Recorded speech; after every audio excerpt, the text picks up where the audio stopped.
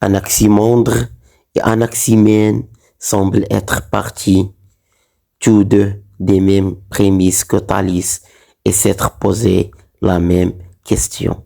Anaximandre, cependant, ne vit pas de raison majeure à affirmer que l'eau est l'élément immuable. C'est le principe.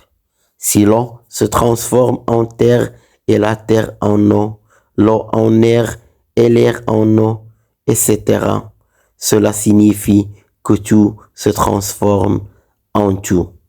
Et il devient logiquement arbitraire de prétendre que l'eau, la terre, l'air ou quoi que ce soit d'autre est le principe.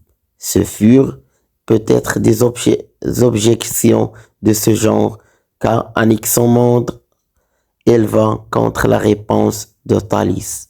Anaximandre choisit donc de poser quant à lui que le principe est l'apeiron, l'indéterminé, l'illimité dans le temps et dans l'espace. Il évite ainsi les objections mentionnées ci-dessus. Mais, de notre point de vue, il semble qu'il ait perdu quelque chose. À la différence de l'eau, l'apeiron n'est pas observable. Anaximandre explique les phénomènes sensibles des objets et leur changement par quelque chose qui n'est pas sensible. Du point de vue des sciences expérimentales, c'est une perte.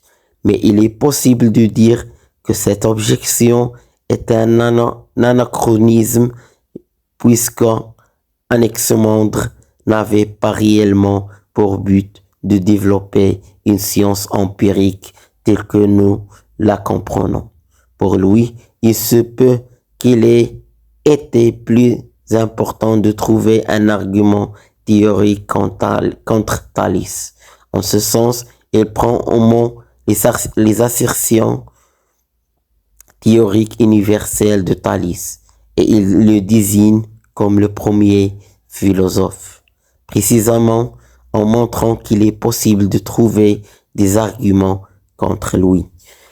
Le troisième philosophe milésien de la nature, Anaximène, se concentre sur un autre point faible de la réponse de Thalès. Comment a lieu la transformation de l'eau dans son état indifférencié en eau dans ses états différenciés? Pour autant que nous le sachions, Thalès ne répond à cette question. Anaximène affirme que l'air qu'il considère être le principe se condense en eau par refroidissement et en glace et en terre par un refroidissement supplémentaire. Le passage de la glace aux autres objets solides est un exemple des généralisations si typiques des premiers philosophes grecs. L'air se dilue quand il est chauffé et devient du feu. Nous avons là une sorte de théorie physique des transitions. Les états agrégés de l'air sont déterminés par la température et le degré de condensation.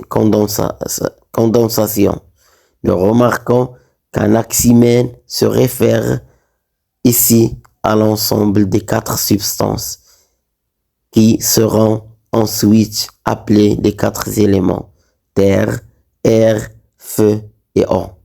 Thalès, Anaximandre et Anaximène sont appelés les philosophes milésiens de la nature. Ils constituent la première génération des philosophes grecs. Nous verrons que les philosophes suivants reprirent leurs idées de manière logique.